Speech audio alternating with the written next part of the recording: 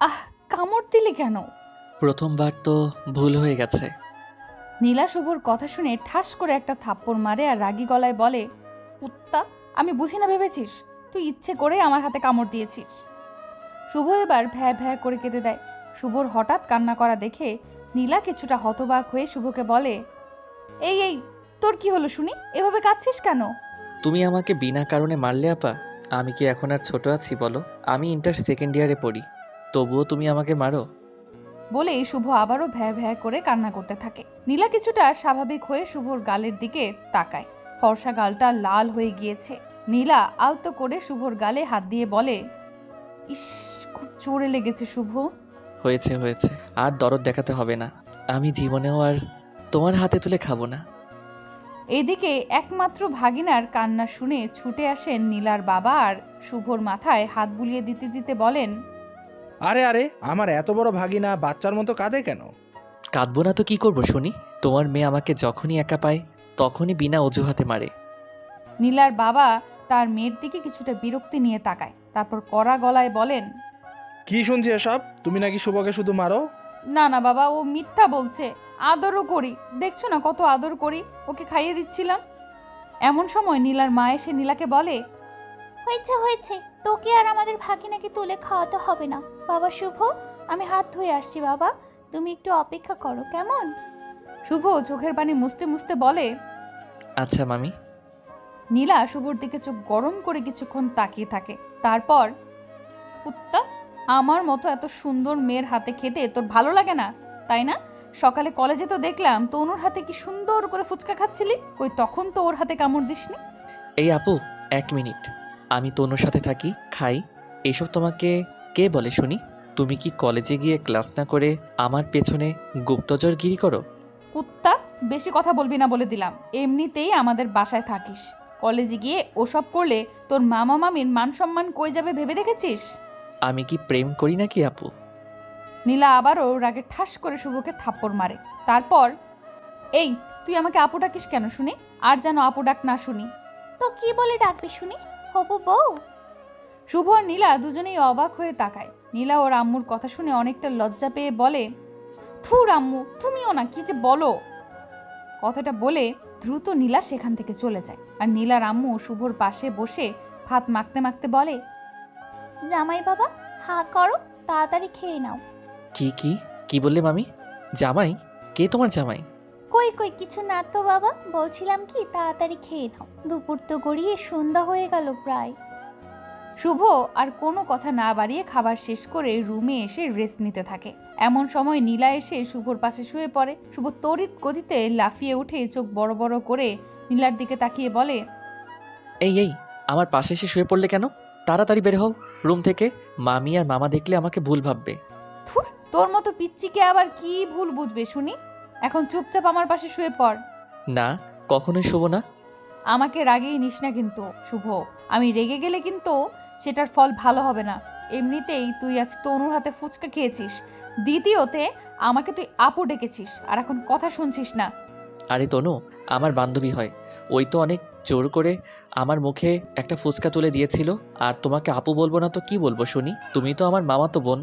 কুত্তা, তোর যে তনু বান্ধবী হয় শুধু সেটা আমি আর তুই জানিস, ফুফু তো জানে না। আমি এক্ষুনি ফুফুকে ফোন দিয়ে বলবো। ফুফু, তোমার ছেলে আমাদের এখানে পড়ার নাম করে আসলেও মূলত ও এসেছে এখানে প্রেম করতে। ইয়ে বললেই আর হলো? আম্মু কখনোই বিশ্বাস করবে না। এমন সময় নীলা ওর ফোনের লক খুলে ওর সামনে ধরে, যেখানে 5 সেকেন্ডের একটা ভিডিও। তনু শুভকে ফুচকা খাইয়েছে। শুভ কিছুটা অবাক হয়ে বলে, এ কি, এ কি আপু, তুমি এসব ভিডিও করেছো কেন? ওই যে ব্ল্যাকমেইল করার জন্য। এখন থেকে আমার কথা না শুনলে তোর খবর করে দেব। শুয়ে পড় আমার পাশে তাড়াতাড়ি। শুভ অসহায় হয়ে শুয়ে পড়ে নীলার পাশে। আর নীলা বিজয়ের হাসি দিতে থাকে। দেখতে দেখতে শুভর ফাইনাল পরীক্ষার ডেট কাছে চলে আসে। বরাবরের মতো শুভ সারা বছর যতই ফাঁকিবাজি আর পড়াশোনা না করুক কেন, পরীক্ষার আগেই শুভ অনেক সিরিয়াস হয়ে যায়। রাত দিন মিলে না হলেও 10 ঘন্টা পড়াশোনা করেই কাটিয়ে দেয় ও। আগামীকাল লাস্ট উচ্চতর গণিত পরীক্ষা। পিরামিডের অঙ্ক করছিল। এমন সময় নীলা বসে শুভর কাছে বসে মনমরা হয়ে বলে, আগামীকাল পরীক্ষা দিলেই তো তোর পরীক্ষা শেষ, তাই না? হ্যাঁ মামা মেয়ে। এই মামার মেয়ে কি রে? মামা, মেয়ে বলতে আমার মামার মেয়ে আপু ডাকতাম, তবে তুমি নিষেধ করেছো বলে ডাকছি না। আগামীকাল পরীক্ষা দিয়ে কি চলে যাবি? হুম, কতগুলো দিন হলো আম্মুর হাতে রান্না খাই না। উফ, আমার তো আর তর সইছে না। আমাকে মিস করবি না? আর পরবর্তীতে ভর্তি কই হবি? রেজাল্ট ভালো হলে আজিজুল হক কলেজ অথবা শাহ সুলতান কলেজে ভর্তি হয়ে যাব। আচ্ছা মামা মেয়ে, তুমি যাও, পড়তে দাও আমায়।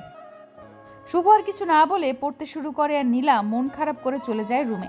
পরের দিন শুভ পরীক্ষা দিয়ে এসেই ব্যাগ গোছাতে শুরু করে। ব্যাগ গোছানো শেষ করে যখন চলে আসতে যাবে তখন শুভ তাকায় ওর মামা মামির দিকে। তাদের মনের অবস্থা যে ভালো না সেটাও স্পষ্ট বুঝতে পারে।